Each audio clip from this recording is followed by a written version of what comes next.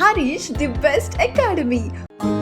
అంబేద్కర్ జయంతి సందర్భంగా Harish the best academy అందిస్తుంది అన్ని ఆన్లైన్ కోర్సులపై భారీ discounts. Group 1, 2, 3, 4 SI, AEO, veterinary assistant, JL, DL full course ఏదైనా 2000 రూపాయలు మాత్రమే. హిస్టరీ, ఎకానమీ, పాలిటీ వంటి సింగిల్ సబ్జెక్ట్ ఏదైనా 500 రూపాయలు మాత్రమే. ఈ ఆఫర్ ఏప్రిల్ 12 నుండి ఏప్రిల్ 16 వరకు మాత్రమే. ఈ బంపర్ ఆఫర్ మిస్ చేసుకోకండి. లెజెండరీ ఫ్యాకల్టీచే ఖచ్చితంగా జాబ్ సాధించే విధంగా రూపొందించబడిన ఆన్లైన్ క్లాసెస్. వెంటనే గూగుల్ ప్లే స్టోర్ నుండి హరీష్ అకాడమీ యాప్ ను డౌన్లోడ్ చేసుకోండి. విజయం సాధించండి. Harish the best academy. Phone 8341116915.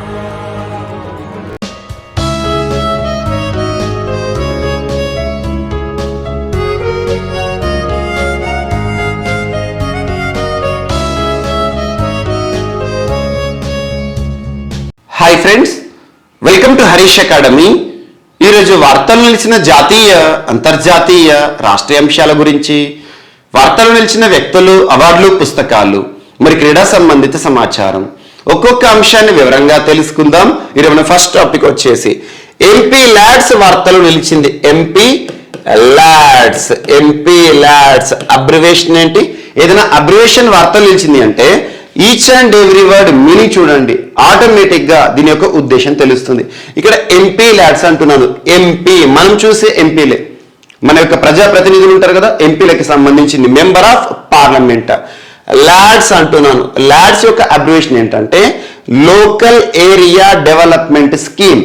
Local area development scheme. Each and every one meaning చూడండి, ఆటోమేటిక్ గా మనకు అర్థమైపోతుంది. ఎంపీ అంటే పార్లమెంట్ సభ్యులు ఎవరైతే ఉంటారో వారికి సంబంధించిన నియోజకవర్గం కానివ్వండి, వారికి సంబంధించిన లోకల్ ఏరియా ఏదైతే ఉంటుందో దాన్ని అభివృద్ధి చేసుకోవడానికి ఉద్దేశించబడిన ఒక ప్రత్యేకమైన స్కీమే ఎంపీ ల్యాడ్స్. మరి ఏ సంవత్సరంలో ఈ స్కీమ్ అమల్లోకి వచ్చిందంటే 1993 సంవత్సరం. యాక్చువల్గా ఈ రోజు ఎందుకు ఈ ప్రోగ్రాం వార్తలు నిలిచింది, మరియు అసలు ఈ ప్రోగ్రాం యొక్క ఉద్దేశం ఏంటో చూద్దాం. ఇక్కడ ఫస్ట్ ఉద్దేశం ఏంటంటే భారతదేశంలో ఎంపీలకి సంబంధించి అంటున్నాను. దేశంలో 3 రకాల ఎంపీలు ఉంటారు. MPs are of 3 types. First ఏంటి? లోక్సభ ఎంపీ. సెకండ్ ఏంటి? రాజ్యసభ ఎంపీ. థర్డ్ వచ్చేసి నామినేటెడ్ ఎంపీస్. సో ఇక్కడ 3 టైప్స్ ఆఫ్ ఎంపీస్ గురించి చెప్పాను. పార్లమెంట్ సభ్యులే, కానీ లోక్సభ ఎంపీ అంటున్నాను. Lok each and every word చూడండి. లోక్ అంటే ప్రజలు, లోక్సభ ప్రజల సభ అనొచ్చు. సో లోక్సభ ఎంపీ అంటే ఏంటంటే ఇందులో ఉండే ఎంపీ సభ్యుడు ఎవరైతే ఉంటారో, లోక్సభలో ఉండే సభ్యుడు ఎవరైతే ఉంటారో ప్రజలచే ఎన్నుకోబడిన వాడు, ప్రజలచే నేరుగా ఎన్నుకోబడిన వ్యక్తి అన్నట్టు. So Lok Sabha MP. And Rajya Sabha MP అంటే రాజ్యసభను ఏమంటాం మనం? రాష్ట్రాల సభ అంటాము, హౌస్ ఆఫ్ స్టేట్స్ అంటాం. రాజ్యసభ ఎంపీలను ప్రజలు నేరుగా ఎన్నుకోరు. సో ఒక రాష్ట్రం నుండి ఎన్నికవుతారు అంటే రాష్ట్రంలో ఎమ్మెల్యేలు ఎన్నుకోవడం జరుగుతుంది. సో రాజ్యసభ రాష్ట్రాల ప్రాతినిధ్యం మీకు షెడ్యూల్ 4 లో ఉంటుంది.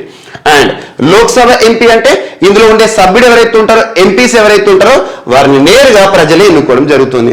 అండ్ నామినేటెడ్ ఎంపీ అంటున్నాను. ఎగ్జాంపుల్, రాజ్యసభలో అకార్డింగ్ టు ఆర్టికల్ 80 వివిధ రంగాల్లో నైపుణ్యం ఉన్న వ్యక్తులు ఎవరైతే ఉంటారో, example arts, literature, science, social service. వివిధ రంగాల్లో అంటున్నాను. Arts, literature, science, social service. ఈ విభాగాల్లో నైపుణ్యం వ్యక్తులు కానివ్వండి, విశేష కృషి చేసిన వ్యక్తులు కానివ్వండి, వారిని 12 మందిని భారత రాష్ట్రపతి రాజ్యసభకు నామినేట్ చేయడం జరుగుతుంది. నామినేట్ అకార్డింగ్ టు ఆర్టికల్ 80 అంటే వీరు ఎన్నిక విధానంలో రారు. సో వీరు ఎన్నిక ద్వారానే వచ్చారు లోక్సభ ఎంపీలు, రాజ్యసభ ఎంపీలు కూడా ఎన్నిక ద్వారానే వచ్చారు. కానీ రాజ్యసభలో 12 మంది సభ్యులు ఎవరైతే ఉంటారో ఆ 12 మంది సభ్యులు మాత్రం ఎలాంటి ఎన్నిక లేకుండా డైరెక్ట్ గా రాష్ట్రపతిచే నామినేట్ చేయడం ద్వారా రావడం జరుగుతుంది. సో ఇక్కడ 12 మంది. అండ్ లోక్సభలో ఒకప్పుడు ఆంగ్లో ఇండియన్స్ ఉండేవారు, ఇప్పుడు లేరు ఆంగ్లో ఇండియన్స్, వారు కూడా నామినేటెడ్ ఎంపీస్. ఇద్దరు అంటే ఆల్మోస్ట్ 14 మంది ఎంపీస్ ఉండేవారు, ఎందుకంటే ఈ ప్రోగ్రామ్ ఇనిషియేట్ అయినప్పుడు. సో ఇక్కడ ఎందుకు చెప్తున్నానంటే 3 రకాల ఎంపీలు అంటున్నాను. లోక్సభ ఎంపీ అంటే నేరుగా ప్రజలచే ఎన్నుకోబడతాడు కాబట్టి తనకు ఒక నియోజకవర్గం ఉంటుంది. ఎగ్జాంపుల్ ఒక్కొక్క నియోజకవర్గం, వరంగల్ నియోజకవర్గం అని, కరీంనగర్ నియోజకవర్గం అని చెప్పేసి ఒక్కొక్క నియోజకవర్గం ఉంటుంది. సో ఇక్కడ లోక్సభ ఎంపీకి సంబంధించి ఈ ప్రోగ్రాం యొక్క ఉద్దేశం ఏంటంటే తను ఏ నియోజకవర్గం నుండి అయితే ఎన్నికయ్యాడో లోక్సభ ఎంపీకి సంబంధించి ఆ నియోజకవర్గాన్ని అభివృద్ధి చేయడానికి ప్రస్తుతం ఎంపీ ల్యాడ్స్ ప్రోగ్రాం ద్వారా 5 కోట్ల రూపాయలను ఇవ్వడం జరుగుతుంది. ప్రతి ఏటా కూడా 5 crore రూపీస్ ఇవ్వడం జరుగుతుంది. 5 కోట్ల రూపాయలు అంటే ఈ 5 కోట్ల రూపాయల ఆర్థిక సాయం ఏదైతే ఉందో భారత ప్రభుత్వం నుండి వస్తుంది కదా, ఈ నిధులతో తన లోకల్ ఏరియా, తన నియోజకవర్గాన్ని అభివృద్ధి చేసుకోవచ్చు అన్నట్టు. ఇది లోక్సభ ఎంపీకి సంబంధించి ఎంపీ ల్యాడ్స్. అదే రాజ్యసభ ఎంపీ అంటే ఏంటి?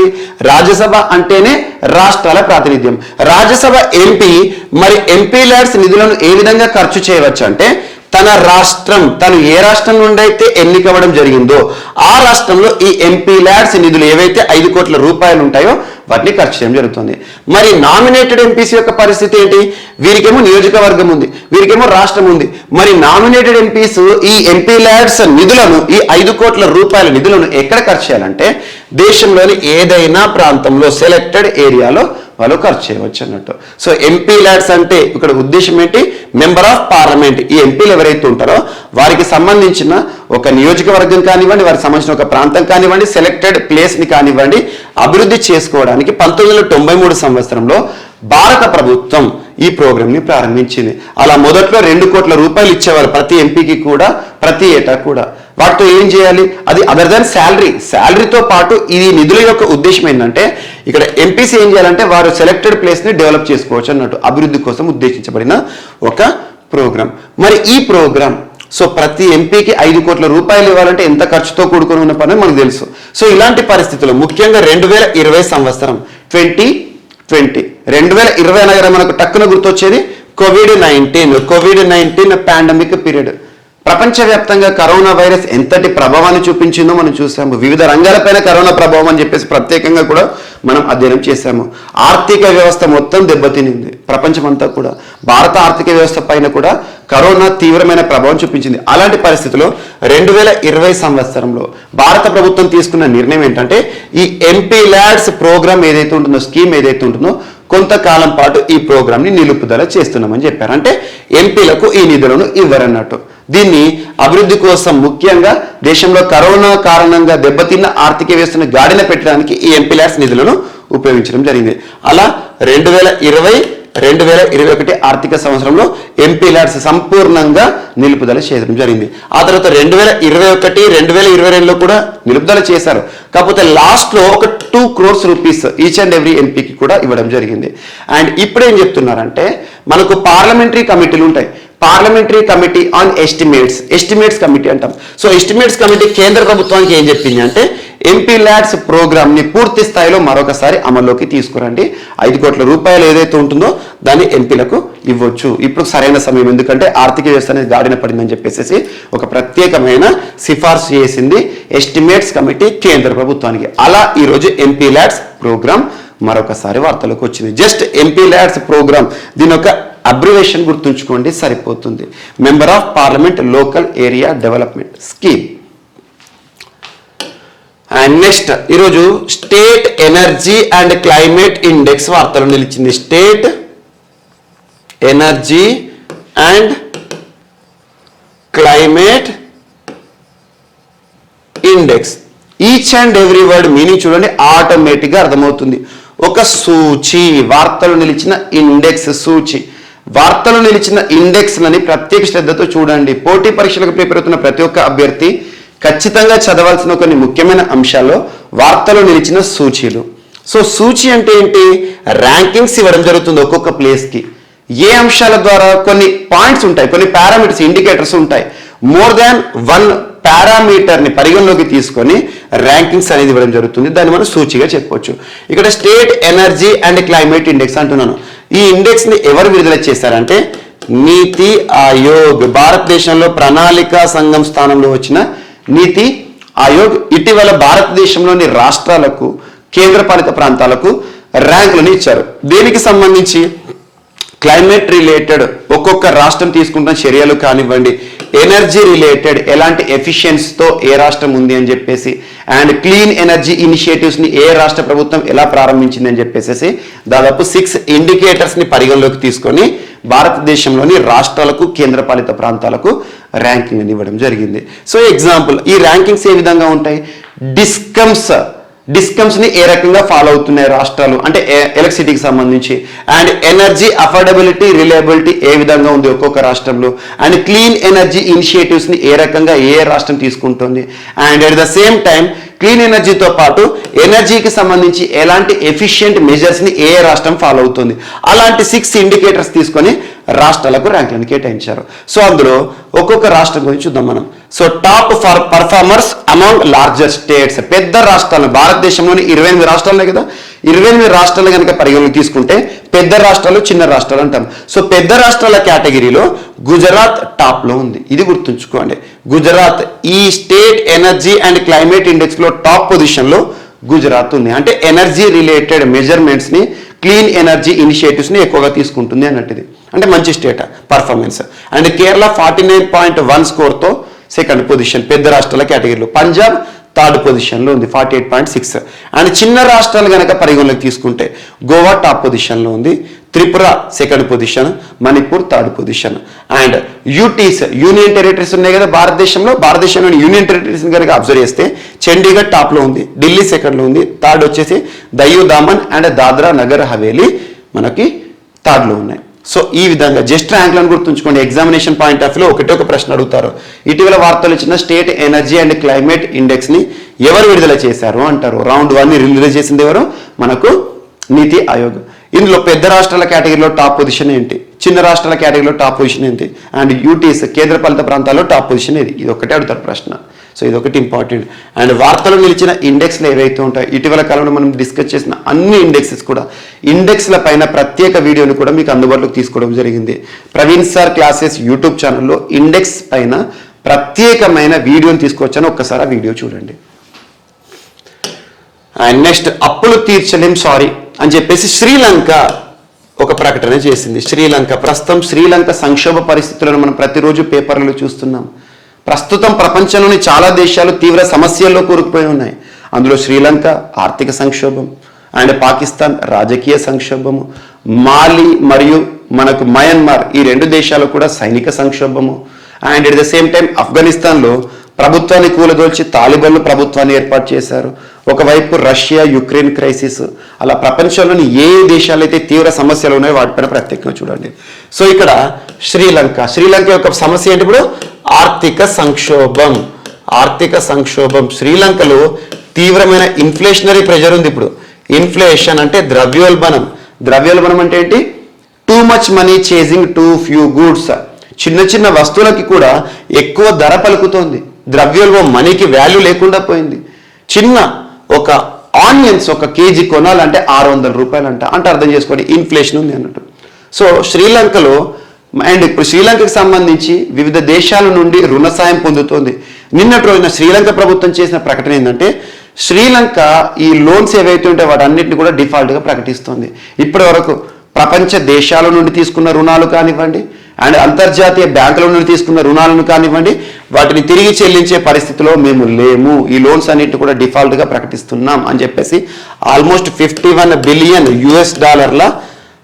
రుణాలు ఏవైతే ఉంటాయి శ్రీలంక వివిధ సోర్సెస్ నుండి తీసుకున్న రుణాలను తిరిగి చెల్లించలేము, ఇప్పుడున్న పరిస్థితుల్లో మేమేమీ కూడా చేయలేకపోతున్నాం అని చెప్పేసి ప్రపంచ దేశాలకు అంతర్జాతీయ బ్యాంకులకు క్షమాపణ చెప్పుకోవడం జరిగింది. సో మనం శ్రీలంక గురించి రెగ్యులర్గా డిస్కస్ చేస్తున్నాం కాబట్టి దీన్ని ఒక కంటిన్యూస్ పాయింట్గా యాడ్ చేసుకోండి, సరిపోతుంది. అండ్ IICT ఈరోజు హైబ్రిడ్ మెటీరియల్ ఇన్నోవేట్ చేస్తూ వార్తలు ఇచ్చింది. హైబ్రిడ్ మెటీరియల్ అంటున్నాను. So Indian institute of chemical technology. Hybrid material అంటే అర్థం ఏంటంటే వీరు ఒక ఇన్నోవేషన్ తీసుకువచ్చారు. హైబ్రిడ్ మెటీరియల్ని ఇటీవల కాలంలో కనుగొన్నారు. దీని యొక్క ఉద్దేశం ఏంటంటే ముఖ్యంగా గ్రీన్ హౌస్ గ్యాసెస్ ఏవైతే ఉంటాయో, మీథేన్ లాంటి గ్రీన్ హౌస్ గ్యాసెస్ ఏవైతే ఉంటాయో, గ్రీన్ హౌస్ గ్యాసెస్లో అత్యధికంగా మనం మీథేన్ చూడడం జరుగుతుంది. ఎర్త్ అట్మాస్ఫియర్ని చూస్తాం, ముఖ్యంగా వరి పొలాలు ఉంటాయి కదా, క్రాప్ ల్యాండ్లో కనిపించేది మీథేన్. సో ఎగ్జామినేషన్లో చాలా సార్లు అడిగారు. ఇలాంటి గ్రీన్ హౌస్ గ్యాస్ ఏదైతే ఉంటుందో వీటిని క్లీన్ హైడ్రోజన్గా మార్చే ఒక హైబ్రిడ్ మెటీరియల్ని ఇన్నోవేట్ చేస్తూ వార్తలు నిలిచిన శాస్త్రవేత్తలు ఎవరు అంటే IICT, Indian institute of chemical technology. IICT ఎక్కడ ఉంది? హైదరాబాద్. సో కేంద్ర ప్రభుత్వ సంస్థ. యాక్చువల్గా మనకు పోటీ పరీక్షలో కొన్ని ఇంపార్టెంట్ పాయింటర్స్ ఉంటాయి, అంటే ఆ ఏరియా నుండి ఖచ్చితంగా మన ప్రశ్నను ఎక్స్పెక్ట్ చేయొచ్చు అన్నట్టు. అందులో సెంటర్స్ ఒకటి. ఐఐసిటి ఎక్కడ ఉంది అంటారు, ఐఐసిటి అబ్రివేషన్ ఏంటి అంటారు, Indian institute of chemical technology, Hyderabad. శాస్త్రవేత్తలు ముఖ్యంగా పర్యావరణ సంరక్షణ ధ్యేయంగా గ్రీన్ హౌస్ గ్యాసెస్ వల్ల కారణం ఏమవుతుంది, మనకు క్లైమేట్ చేంజ్ అవుతుంది. అందువల్ల ఈ మీథేన్ లాంటివి ఏవైతే ఉంటాయి, మీథేన్ కానీ కార్బన్ డైఆక్సైడ్ కానివ్వండి, వీటన్నిటిని కూడా సంగ్రహించేసేసి ఈ హైబ్రిడ్ మెటీరియల్ ఏం చేస్తుందట, క్లీన్ హైడ్రోజన్గా మారుస్తుందంట. అలాంటి ఒక ఇనిషియేటివ్తో ఐఐసిటి ప్రత్యేకంగా వార్తలు ఇచ్చింది. ఇటీవల కాలంలో ఇన్నోవేషన్ సంబంధించి తరచూ ఐఐటీల వార్తలు ఇస్తాయి, కానీ ఈరోజు ఐఐసిటి వార్తలు ఇచ్చింది. అండ్ నెక్స్ట్ చినూక్ హెలికాప్టర్ ఈరోజు ప్రత్యేకంగా వార్తలు ఇచ్చింది. Chinook helicopter, Apache Chinook helicopters అని చెప్పేసి మీకు చాలాసార్లు చెప్పాను. మన రక్షణ రంగ అవసరాలను తీర్చుకోవడానికి వివిధ దేశాల నుండి రక్షణ సామాగ్రిని కానివ్వండి, యుద్ధ విమానాలను కానివ్వండి, హెలికాప్టర్స్ కానివ్వండి, మన భారత ప్రభుత్వం దిగుమతి చేసుకుంటుంది. అందులో భాగంగా అపాచీ హెలికాప్టర్, చినూక్ హెలికాప్టర్ని ఏ దేశం నుండి దిగుమతి చేసుకున్నాం మనం? అమెరికా నుండి దిగుమతి చేసుకున్న ఈ చినూక్ హెలికాప్టర్ ఈరోజు ప్రత్యేకంగా వార్తలు ఇచ్చింది. దేనికి సంబంధించి అంటే చినూక్ హెలికాప్టర్ కంటిన్యూస్గా సింగిల్ ఫ్లైట్లో ఏకదాటిన 1910 కిలోమీటర్ల ప్రయాణం చేసి ఒక రికార్డును సృష్టించింది. ఎక్కడ ప్రయాణం స్టార్ట్ చేసిందంటే చండీగఢ్లో ఫ్లైట్ ఏదైతే ఉంటుందో ఈ హెలికాప్టర్ టేక్ ఆఫ్ చేసుకోవడం జరిగింది. ఆ తర్వాత ఎక్కడ దిగింది అంటే జోర్హాడ్ ఎక్కడ ఉంది? అస్సాం. కంటిన్యూ 1910 కిలోమీటర్ల దూరాన్ని ట్రావెల్ చేయడం జరిగింది ఈ చినూక్ హెలికాప్టర్ అని గుర్తుంచుకోండి. చినూక్ యొక్క ప్రత్యేకత ఎందుకు ఉపయోగపడుతుందంటే రక్షణ రంగంలో ముఖ్యంగా ఆర్మీకి కావలసిన రక్షణ సామాగ్రిని రవాణా చేయడానికి అండ్ పెద్ద పెద్ద ట్యాంకులను రవాణా చేయడానికి, రక్షణ రంగానికి సంబంధించి ఆయుధాలు ఉంటాయి కదా, ఆయుధాలను ట్రాన్స్పోర్ట్ చేయడానికి అత్యంత ఎక్కువ బరువులు ఏవైతే ఉంటాయో వాటిని మోసుకెళ్లే సామర్థ్యం ఉన్న చినూక్ కంటిన్యూ సింగిల్ స్ట్రెచ్లో 1910 కిలోమీటర్స్ ట్రావెల్ చేయడం అనేది ఒక సరికొత్త రికార్డ్ అని గుర్తుంచుకోండి. ఇక్కడ చినూక్ అనేది వార్తలు ఇచ్చింది కాబట్టి చినూక్ ఏ దేశం నుండి మనం దిగుమతి చేసుకోవడం జరుగుతుందంటే అమెరికా. అలా ఇటీవల కాలంలో రక్షణ రంగ అవసరాలకు సంబంధించి తరచూ ఏదో ఒక అంశం చూస్తున్నాం. రఫేల్ యుద్ధ విమానాలను భారతదేశం మన రక్షణ అవసరాలు తీర్చుకోవడానికి దిగుమతి చేసుకుంటుంది. ఏ దేశం నుండి దిగుమతి చేసుకుంటున్నాం? ఫ్రాన్స్ నుండి. దసౌ సంస్థ తయారు చేసింది, ఫ్రాన్స్ నుండి మనం దిగుమతి చేసుకుంటున్నాం. అలా ఇటీవల C-295 ఫైటర్ జెట్స్ ఉంటాయి, స్పెయిన్ నుండి మనం దిగుమతి చేసుకుంటున్నాం. అండ్ ఇటీవల సుకోయ్ యుద్ధ విమానాలు, సుకోయ్ అనగానే రష్యాకి సంబంధించి, అండ్ డ్రోన్లు, హెరాన్ డ్రోన్లు కానివ్వండి, సూసైడ్ స్ట్రైకర్స్, స్కై స్ట్రైకర్స్ కానివ్వండి, వీటిని మనం ఇజ్రాయెల్ నుండి దిగుమతి చేసుకుంటున్నాం. అండ్ మిసైల్స్ విషయానికి వస్తే హర్పూన్ మిసైల్స్ని మనం అమెరికా నుండి దిగుమతి చేసుకుంటున్నాం. And at the same time Apache చినూక్తో పాటు ఇటీవల MH-60 రోమియో హెలికాప్టర్స్ మనం అమెరికా నుండి దిగుమతి చేసుకోవడం జరుగుతుంది. వీటితో పాటు ఇటీవల కాలంలో నెగెవ్ లైట్ మిషన్ గన్స్ కానివ్వండి, రక్షణ రంగ ఆయుధాలు ఏవైతే ఉంటాయో వాటి గురించి ప్రత్యేక శ్రద్ధ చూపండి. And next Hindustan aeronautics limited వారు తయారు చేసిన light combat air craft MK3 ఈరోజు ప్రత్యేకంగా వార్తలు ఇచ్చింది. MK3 అని గుర్తుంచుకోండి, మార్క్ 3. ఇది ఏంటంటే లైట్ కాంబాట్ ఎయిర్ క్రాఫ్ట్, ముఖ్యంగా ఒక హెలికాప్టర్ ఇది. సో చాలా తేలికపాటి యుద్ధ హెలికాప్టర్ అంటాం. సో దీన్ని సైన్యంలో సేవలకు ప్రారంభించడం జరిగింది. సైన్యంలో సో కమిషన్ ఇంటూ ICG అనే ఒక ఆర్టికల్ వచ్చింది. కమిషన్ ఇంటూ ఐసీజీ ఏంటంటే ఇండియన్ కోస్ట్ గార్డ్ అంటే ఏంటి? ఎగ్జాంపుల్, మనకు కోస్టల్ ఏరియా ఉంటుంది కదా, 9 రాష్ట్రాలు మనకు తీర రేఖను పంచుకుంటున్నాయి, అంటే సముద్ర సరిహద్దుతో ఉన్నాయి. ఈ కోస్టల్ ఏరియా ఏదైతే ఉంటుందో ఈ కోస్ట్ ఏరియాలో రక్షణ రంగానికి సంబంధించి ఏ దళాలు చూసుకోవడం జరుగుతుంది రక్షణ బాధ్యతను అంటే Indian coast guard. Indian navy అంటే సముద్ర ప్రాంతంలో చూసుకుంటారు, కోస్ట్ అంటే తీర రేఖ వెంట రక్షణ చూసుకునేవారు. అలా ఇండియన్ కోస్ట్ గార్డ్ ఏదైతే ఉంటుందో అందులో సేవల కోసం నిన్నటి రోజున కమిషన్ చేయబడుతూ హిందుస్థాన్ ఏరోనాటిక్స్ లిమిటెడ్ వారు తయారు చేసిన లైట్ కాంబాట్ ఎయిర్క్రాఫ్ట్ MK3 ప్రత్యేకంగా వార్తలు ఇచ్చింది. జస్ట్ గుర్తుంచుకోండి, MK3 లైట్ కాంబాట్ ఎయిర్క్రాఫ్ట్ ని ఎవరు తయారు చేస్తారు, ఇటీవల వార్తలు ఇచ్చిందంటే హిందుస్థాన్ ఏరోనాటిక్స్ లిమిటెడ్ అని గుర్తుంచుకోండి, సరిపోతుంది. అండ్ ఇటీవల కాలంలో సైన్యంలో సేవలు ప్రారంభించబడి వార్తలు నిలిచిన హెలికాప్టర్ కానివ్వండి, INS ఇండియన్ నేవల్ షిప్లు కానివ్వండి, వీటిపైన ప్రత్యక్షత చూపండి. అండ్ సైన్యంలో సేవలకు వీడుకోలు పలుకుతూ వార్తలు ఇచ్చిన వాటిపైన కూడా ప్రత్యక్షత చూపండి. ఇది సైన్యంలో సేవలు ప్రారంభించడం జరిగిందని గుర్తుంచుకోండి.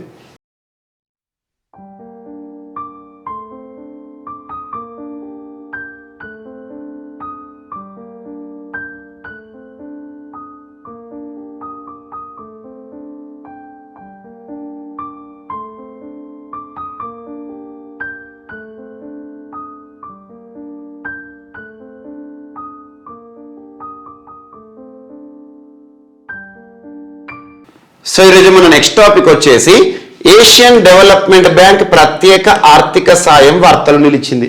ఆసియా అభివృద్ధి బ్యాంక్ ప్రత్యేక ఆర్థిక సాయం అంటున్నాను. దాదాపు $2 మిలియన్ $2 మిలియన్ ప్రత్యేక ఆర్థిక సాయాన్ని ఆసియా అభివృద్ధి బ్యాంక్ భారతదేశంలోని నాగాలాండ్ రాష్ట్రంలోని పట్టణ ప్రాంతాల అభివృద్ధి కోసం, మౌలిక సౌకర్యాల అభివృద్ధి కోసం, అర్బన్ ఇన్ఫ్రాస్ట్రక్చర్ కోసం ప్రత్యేక ఆర్థిక సాయం కింద రిలీజ్ చేయడం జరిగింది. ఈ టాపిక్ కి సంబంధించి మనం గుర్తుంచుకోవాల్సింది ఏంటంటే, ఇటీవల ఆసియా అభివృద్ధి బ్యాంకు లేదా ఏషియన్ డెవలప్మెంట్ బ్యాంక్ భారతదేశంలోని ఏ రాష్ట్రంలోని పట్టణ ప్రాంతాల అభివృద్ధి లేదా పట్టణ ప్రాంతాల మౌలిక సౌకర్యాల అభివృద్ధి కోసం $2 మిలియన్ల ఆర్థిక సాయాన్ని ప్రకటించింది అంటే నాగాలాండ్ అని గుర్తుంచుకోండి. సో ఏషియన్ డెవలప్మెంట్ బ్యాంక్ అనగానే మనకు ఫిలిప్పీన్స్ గుర్తుకు రావాలి. Headquarter is in Philippines. Mandaluyong కేంద్రంగా పనిచేస్తున్న ఆసియా అభివృద్ధి బ్యాంక్ ఆసియా ఖండంలోని దేశాల్లో వివిధ అభివృద్ధి కార్యక్రమాల కోసం ప్రత్యేక ఆర్థిక సాయాన్ని ప్రకటిస్తూ వార్తలు నిలుస్తూ ఉంటుంది. ఈరోజు భారతదేశంలోని నాగాలాండ్ రాష్ట్రానికి సంబంధించి $2 మిలియన్ ప్రత్యేక ఆర్థిక సాయం అని గుర్తుంచుకోండి. And next Seema Darshan project వార్తలు నిలిచింది. Seema Darshan project. So Seema Darshan project యొక్క ఉద్దేశం ఏంటి చెప్తాను. ఇటీవల ఈ ప్రోగ్రామ్ లో భాగంగా నడాబేట్ ద్వార్ వార్తలు నిలిచింది. నడాబేట్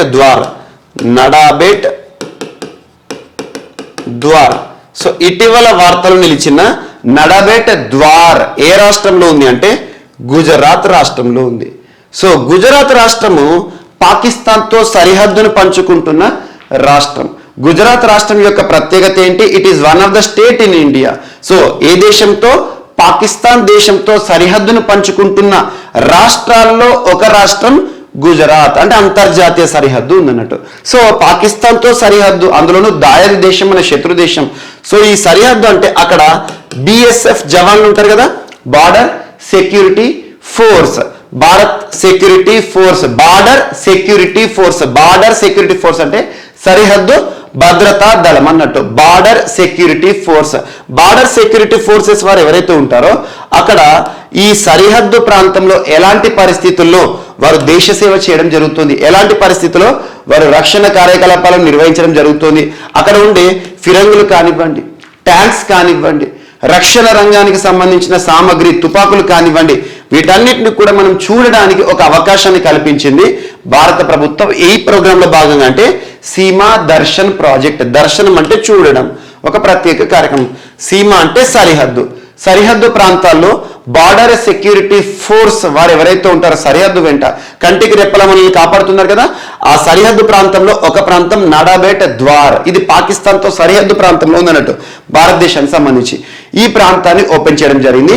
కామన్ పీపుల్ దీన్ని విజిట్ చేయొచ్చినట్టు. అంటే అక్కడ BSF జవాన్లు ఏ విధమైన జీవనాన్ని గడుపుతున్నారు, ఎలా మనల్ని కాపాడుతున్నారు, అక్కడ ఉన్న మిసైల్స్ కానివ్వండి, యుద్ధ ట్యాంకులు కానివ్వండి, వాటన్నిటి కూడా మనం దర్శించుకోవచ్చు అన్నట్టు. సో సీమా దర్శన్ ప్రాజెక్ట్, ఈ ప్రోగ్రామ్ని అమిత్ షా గారు, భారత హోంశాఖ మంత్రి అమిత్ షా గారు ఇటీవల దీన్ని ప్రారంభించడం జరిగింది.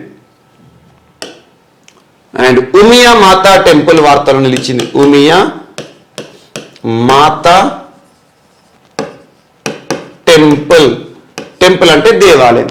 ఉమియా మాత దేవాలయం ఇటీవల వార్తలు నిలిచిన ఉమియా మాత దేవాలయం ఏ రాష్ట్రంలో ఉంది అంటే గుజరాత్ రాష్ట్రంలో ఉంది. గుజరాత్ రాష్ట్రంలోని జునాగఢ్ డిస్టిక్ లోని ఒక ప్రాంతమే ఉమియా మాత దేవాలయం. సో జునాగఢ్ లేదా గిర్నార్ అంటాం మనం. ఇండియన్ హిస్టరీలో జునాగఢ్ లేదా గిర్నార్కి చాలా ప్రత్యేకత ఉంటుంది. భారతదేశ చరిత్రలోనే మొట్టమొదటి సంస్కృత శాసనం బయటపడింది గిర్నార్ శాసనం. రుద్రదమనుడు రాశాడు. సో అలాంటివి గుర్తుంచుకో, లింక్ చేసుకోండి. సో ఈ జునాగఢ్ డిస్టిక్ లోని ఒక దేవాలయం ఉమియా మాత దేవాలయం. ఈ దేవాలయం యొక్క 14th ఫౌండేషన్ డే ఇటీవల ముగిసింది. 14th ఫౌండేషన్ డే అంటే 14వ ఫౌండేషన్ డే. సో ఈ ఫౌండేషన్ డే రోజున భారత ప్రధాని నరేంద్ర మోదీ గారు ఉమియామాత దేవాలయం యొక్క గొప్పతనం గురించి ప్రజలకు వివరించడం జరిగింది. ఇది ఒకటి ప్రత్యేకత. అలా భారత ప్రధాని నరేంద్ర మోదీ గారు ఉమియామాత దేవాలయం విషయంలో ఇటీవల యాక్టివ్గా పార్టిసిపెంట్గా ఉన్నారు కాబట్టి ఈ దేవాలయం ఎక్కడ ఉంది అని అడగవచ్చు. సో చారిత్రాత్మక దేవాలయం ఉమియామాత దేవాలయం ఇటీవల వార్తలు ఇచ్చింది. ఏ రాష్ట్రం అంటే మోదీ గారి స్వరాష్ట్రం గుజరాత్ రాష్ట్రంలోని జునాగఢ్ అని గుర్తుంచుకోండి. అండ్ నెక్స్ట్ ఈరోజు వార్తల్లో వ్యక్తుల విషయానికి వస్తే జ్ఞానపీఠ పురస్కార గ్రహీత మరొకసారి వార్తలు ఇచ్చారు. జ్ఞానపీఠ్ సేమ్ ఇదే ఇమేజ్ ఆల్మోస్ట్ ఒక 3 months బ్యాక్ మనం డిస్కస్ చేశాము. సో ఈరోజు మరొకసారి వార్తలు ఇచ్చింది. భారతదేశంలోనే ప్రతిష్టాత్మక పురస్కారం, ప్రతిష్టాత్మక అంటున్నాను, భారతదేశంలోనే హైయెస్ట్ లిటరేచర్ అవార్డ్, సాహిత్య రంగంలో ఇచ్చే అత్యున్నత పురస్కారం ఏది అన్నారు అనుకోండి, జ్ఞానపీఠ పురస్కారం. సో ఇక్కడ చాలా మంది కన్ఫ్యూజ్ అవుతూ ఉంటారు. సాహిత్య రంగంలో ఇచ్చే ప్రతిష్టాత్మక అత్యున్నత పురస్కారం ఏమో జ్ఞానపీఠ పురస్కారం. అదే సాహిత్య రంగంలో ఇస్తున్న అత్యంత పురాతన ఓల్డెస్ట్ అవార్డు ఏదంటే మాత్రం కేంద్ర సాహిత్య అకాడమీ. బోత్ ఆర్ సూపర్లేటివ్స్, రెండు కూడా అత్యున్నతమే. దేనికి సంబంధించి ఒకటేమో అత్యున్నత పురస్కారం, ఒకటేమో పురాతన పురస్కారం. సో ఈ రెండు పురస్కారాల మధ్య తేడాలను గమనించండి. చాలాసార్లు పోటీ పరీక్షలు అడుగుతున్నారు. సో జ్ఞానపీఠ పురస్కారాన్ని 1965 నుండి ఇవ్వడం జరుగుతుంది. 1965 సంవత్సరంలో. Year of institution was 1961. 1961 సంవత్సరంలో ప్రారంభించారు, కానీ ఇవ్వడం మాత్రం 1965 నుండి ఇస్తున్నారు. జ్ఞానపీఠ పురస్కారాన్ని భారతదేశంలో 24 భాషల్లో విశేష గుర్తింపు పొందిన భాషలు ఏవైతే ఉంటాయో, 24 భాషలు ఏవైతే ఉంటాయో అందులో విశేష గుర్తింపు పొందిన ఒకే ఒక రచయితకి ఇస్తారు. సో ఇది ఇంపార్టెంట్. 24 భాషలు అంటే 22+2 అని గుర్తుంచుకోండి. 22 భాషలు ఏంటంటే మనకు భారత రాజ్యాంగంలోని షెడ్యూల్ 8 ఉంది కదా, షెడ్యూల్ 8 అధికారిక భాషలుగా కొన్ని భాషలు గుర్తించడం జరిగింది. అలా షెడ్యూల్ 8లో 22 లాంగ్వేజెస్ ఉన్నాయి. అవి కాకుండా రాజస్థానీ అండ్ ఇంగ్లీష్, ఈ 2 భాషలు అంటే మొత్తం 24 భాషలు. 24 భాషల్లో విశేష గుర్తింపు పొందిన ఒక రచయితకి ఇస్తారు. సో అందువల్ల ఇది ప్రతిష్టాత్మకం, highest award in literature in India. అదేంటి జ్ఞానపీఠ పురస్కారం 1965 నుండి ఇవ్వడం జరుగుతుంది. అండ్ ఇక్కడ కేంద్ర సాహిత్య అకాడమీ అంటున్నాను. కేంద్ర సాహిత్య అకాడమీ పురస్కారాన్ని 1951లో ప్రారంభించారు, 1954 నుండి ఇస్తున్నారు. సో ఇక్కడ ఇయర్ చూడండి, ఇది 1965, ఇది 1954. రెండిట్లో ఏది ముందు? సో 1954. ఇది పురాతన పురస్కారం, భారతదేశంలో అత్యున్నత పురాతన పురస్కారము. సాహిత్య రంగంలో రెండు కూడా కామన్ పాయింట్ ఏంటి? సాహిత్య రంగం. అండ్ కేంద్ర సాహిత్య అకాడమీ పురస్కారాన్ని కూడా 24 భాషల్లో ఇస్తారు. రాజ్యాంగం గుర్తించిన 22 భాషలు మరియు 2 రాజస్థాన్ ఇంగ్లీష్. కాకపోతే ఈ 24 భాషల్లో కూడా ఒక్కొక్క భాషలో కొంతమంది వ్యక్తులకి ఇస్తారన్నట్టు. ఉత్తమ రచయిత, ఇటీవల మనకు తెలుగుకి సంబంధించి కూడా గోరేటి వెంకన్న గారు వార్తలు ఇచ్చారు, కేంద్ర సాహిత్య అకాడమీ పురస్కార గ్రహీత తెలుగులో. అలా రాజ్యాంగం గుర్తించిన భాషలతో పాటు రాజస్థానీ ఇంగ్లీష్లో దాదాపు ఒక్కొక్క భాషలో ఉత్తమ యువ రచయిత అని, ఉత్తమ రచయిత అని, అండ్ ఉత్తమ బాలల రచయిత అని, ఉత్తమ అనువాదకుడు అని చెప్పేసి, అండ్ భాషా సమ్మాన్ పురస్కారం అని చెప్పేసి, అలా సాహిత్య అకాడమీలో డిఫరెంట్ కేటగిరీస్లో పురస్కారాలు ఇస్తారు. అంటే ఎక్కువ మంది ఇక్కడ ఉంటారు. కానీ ఇక్కడ మాత్రం 24 భాషల్లో గుర్తింపు పొందిన ఒక్క వ్యక్తికే ఇస్తారు. ఇదొకటి గుర్తుంచుకోండి. సో ఈ విధంగా కేంద్ర సాహిత్య అకాడమీ ఏదైతే ఉంటుందో, కేంద్ర సాహిత్య అకాడమీ జ్ఞానపీఠ. చాలా మంది సాహిత్య రంగంలో ఇచ్చే అత్యున్నత పురస్కారం ఏది అంటారు. అత్యున్నత పురస్కారం మాత్రం జ్ఞానపీఠ పురస్కారం. అతి పురాతన పురస్కారం మాత్రము మనకు సాహిత్య అకాడమీ. గుర్తుంచుకోండి. ఇక్కడ నేనేం చెప్తున్నాను? జ్ఞానపీఠ పురస్కారం అంటున్నాను. భారతదేశంలో 56వ జ్ఞానపీఠ పురస్కార గ్రహీతగా నీలమణి ఫూకర్ గారు వార్తలు ఇచ్చారు. నీలమణి ఫూకర్, అతని పేరు ఆల్రెడీ మనం డిస్కస్ చేసాం, ఓల్డ్ నేమే. నిన్నటి రోజున 56వ జ్ఞానపీఠ పురస్కార గ్రహీత అయిన నీలమణి ఫూకన్ గారికి అస్సాం ముఖ్యమంత్రి హిమంత బిశ్వ శర్మ గారు జ్ఞానపీఠ పురస్కారాన్ని తనకు ఇవ్వడం జరిగింది. సో ఇదొకటి ఇంపార్టెంట్. అతను నీలమణి ఫూకన్ ఏమో 2021 సంవత్సరానికి సంబంధించి జ్ఞానపీఠ పురస్కారం లేదా 56వ జ్ఞానపీఠ పురస్కార గ్రహీత. సో జ్ఞానపీఠ పురస్కారం అనేది దేశమంతా ఒక్కరికే వస్తుంది. వివిధ భాషల్లో గుర్తింపు పొందిన ఏవైతే ఉంటాయో అందరినీ చూస్తారు. 24 భాషల్లో ఎవరైతే ద బెస్ట్ ఆథర్ అనిపిస్తారో వాళ్ళకి ఇస్తారు అన్నట్టు. ఇతను అస్సామీ పోయట్, ఎగ్జామ్లో అడుగుతారు. 56వ జ్ఞానపీఠ పురస్కార గ్రహీతగా వార్తలు ఇచ్చిన నీలమణి ఫూకన్ గారు ఏ భాషలో తనకంటూ ప్రత్యేక గుర్తింపు పొందారంటే అస్సాం. అస్సాం అనేది రాజ్యాంగం గుర్తించిన భాష, 8వ షెడ్యూల్లో ఉంటుంది. అండ్ ఇక్కడ కొంకణి నావలిస్ట్, కొంకణి భాషలో తనకంటూ ప్రత్యేక గుర్తింపు పొందిన దామోదర్ మాజో. దామోదర్ మాజో గారేమో 2022 సంవత్సరానికి సంబంధించి జ్ఞానపీఠ పురస్కార గ్రహీత, అంటే 57వ జ్ఞానపీఠ పురస్కార. తన తర్వాత ఇప్పటి వరకైతే జ్ఞానపీఠ పురస్కారం ఉంది, ఎందుకంటే 2022లో ఇతను, 2021లో ఇతను. సో నిన్నటి రోజున 2021 సంబంధించి 56వ జ్ఞానపీఠ పురస్కార గ్రహీతకు పురస్కారాన్ని హిమంత బిశ్వ శర్మ గారి చేతుల మీదుగా ఇవ్వడం జరిగింది. ఇదొకటి వార్తలు ఇచ్చింది కాబట్టి ఇక్కడ ఈ ఇంపార్టెంట్ కాన్సెప్ట్ గుర్తుంచుకోండి. మీకు అవార్డ్స్లో అడగవచ్చు, ఎందుకంటే అవార్డులకు సంబంధించి year of institution last year UPSC civils preliminary 2021 October 10th రోజున జరిగిన యూపీఎస్సీ సివిల్స్ ప్రిలిమినరీలో పద్మ అవార్డ్స్ గురించి అడిగారు. ఇయర్ ఆఫ్ ఇన్స్టిట్యూషన్ కానివ్వండి, మ్యాక్సిమం సీలింగ్ కానివ్వండి, ఇలాంటి అంశము. సో ఇదొకటి ఇంపార్టెంట్. సో జ్ఞానపీఠ పురస్కార గ్రహీతకు 11 లక్షల రూపాయల ప్రత్యేకమైన ఫండ్ని కూడా ఇస్తారు. మానిటరీ వాల్యూ ఉంటుంది. ఇదొకటి important. And next Shivakumar Subrahmanyam గారు వార్తలు నిలిచారు. శివకుమార్ సుబ్రహ్మణ్యం ఏ రంగంలో తనకంటూ ప్రత్యేక గుర్తింపు పొందారంటే ఫిల్మ్ ఇండస్ట్రీ, చలనచిత్ర రంగంలో తనకంటూ ప్రత్యేక గుర్తింపు పొందారు. తను ఒక actor and screen play writer. So యాక్టర్గా తనకంటూ ప్రత్యేక గుర్తింపు పొందారు, మరియు స్క్రీన్ ప్లే రైటర్గా, డైలాగ్ రైటర్గా కూడా తనకంటూ ప్రత్యేక గుర్తింపు పొందిన శివకుమార్ సుబ్రహ్మణ్యం గారు ఏ రంగంలో తనకంటూ ప్రత్యేక గుర్తింపు పొందారంటే film industry, Bollywood film industry అని గుర్తుంచుకోండి. బాలీవుడ్లోనే తనకు ఎక్కువగా గుర్తింపు ఉంది. సో అలా ఈరోజు మరణిస్తూ వార్తలు నిలిచారు. సో ఇవి మనకి ఈరోజు వార్తలు నిలిచిన అంశాలు. ఒక్కొక్క టాపిక్ చూస్తే ఎంపీ ల్యాడ్స్కి సంబంధించి ఇయర్ ఆఫ్ ఇన్స్టిట్యూషన్ గుర్తుంచుకొని 1993లో ప్రారంభించబడిన ఒక స్కీమ్ 2020 నుండి ఆగిపోయింది. అండ్ ఇటీవల ఎస్టిమేట్స్ కమిటీ వారు కేంద్ర ప్రభుత్వం సిఫార్సు చేశారు, తిరిగి ఈ ప్రోగ్రామ్ని ఫుల్ లెంత్లో అమలుకి తీసుకురండి అని చెప్పేసి. అండ్ స్టేట్ ఎనర్జీ క్లైమేట్ ఇండెక్స్ని విడుదల చేస్తూ నీతి ఆయోగ్ వార్తలు ఇచ్చింది. వివిధ రాష్ట్రాలకు సంబంధించిన ర్యాంకింగ్స్ని మనం డిస్కస్ చేశాం. అండ్ శ్రీలంక ప్రస్తుత సంక్షోభ పరిస్థితుల కారణంగా ఆ దేశం వివిధ దేశాల నుండి సేకరించిన రుణాలు ఏవైతే ఉంటాయో వాటి డిఫాల్ట్గా ప్రకటించింది. అసలు తిరిగి చెల్లించే పరిస్థితి లేదు అని చెప్పడం జరిగింది. And next Indian institute of chemical technology వారు ఒక హైబ్రిడ్ మెటీరియల్ని తయారు చేశారు. గ్రీన్ హౌస్ గ్యాసెస్ ఏవైతే ఉంటాయో వాటిని అబ్జర్వ్ చేసేసి వాటిని కన్వర్ట్ చేస్తాయి క్లీన్ హైడ్రోజన్ గాను.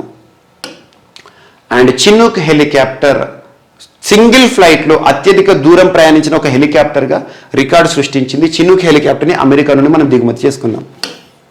అండ్ హిందుస్థాన్ ఏరోనాటిక్స్ లిమిటెడ్ వారు తయారు చేసిన advanced light combat aircraft ఏదైతే ఉంటుందో mark 3 ICG, so Indian coast గార్డ్లో సేవలను ప్రారంభించడం జరిగింది. అండ్ ఏషియన్ డెవలప్మెంట్ బ్యాంక్ రుణం $2 మిలియన్ నాగాలాండ్ రాష్ట్రంలో పట్టణ ప్రాంత అభివృద్ధి కోసం, అర్బన్ ఇన్ఫ్రాస్ట్రక్చర్ కోసం కేటాయించబడిన రుణాలు. అండ్ నడాబెట్ ద్వార్ సీమా దర్శన్ ప్రాజెక్టులో భాగంగా వార్తలు ఇచ్చింది. ఇటీవల వార్తలు ఇచ్చిన నడాబెట్ ద్వార్ సరిహద్దు ప్రాంతం ఏ రాష్ట్రంలో ఉంది అంటారు? గుజరాత్. అండ్ ఉమియా మాతా దేవాలయం ఇటీవల వార్తలు ఇచ్చింది. 14th ఫౌండేషన్ డే రోజు భారత ప్రధాని నరేంద్ర మోదీ గారు ప్రజలకి ఒక సందేశం ఇచ్చారు. అలా వార్తలు ఇచ్చిన ఒక ప్రముఖ దేవాలయం ఉమియా మాత దేవాలయం జునాగఢ్ డిస్టిక్లో ఉంది, గుజరాత్ రాష్ట్రం. అండ్ నీలమణి ఫూకన్ గారు మరియు దామోదర్ మజో గారు వార్తలు ఇచ్చారు. జ్ఞానపీఠ పురస్కార గ్రహీతలు ఇప్పటికే మనం డిస్కస్ చేసాము, ఓల్డ్ టాపికే. బట్ నీలమణి ఫూకన్ గారికి నిన్నటి రోజున జ్ఞానపీఠ పురస్కారాన్ని అందజేయడం జరిగింది. అండ్ నెక్స్ట్ శివకుమార్ సుబ్రహ్మణ్యం గారు చలనచిత్ర దిగ్గజం ఇటీవల మరణిస్తూ వార్తలు నిలిచారు, బాలీవుడ్ చిత్రసీమకు సంబంధించి. సో ఇవి ఈరోజు వార్తలు నిలిచిన అంశాలు. మిస్లెనియస్ అంశాలు ఏమైనా మిగిలిపోతే మాత్రం రేపటి క్లాస్లో యాడ్ చేసుకొని నేర్చుకుందాం. రేపు కలుద్దాం. Thank you.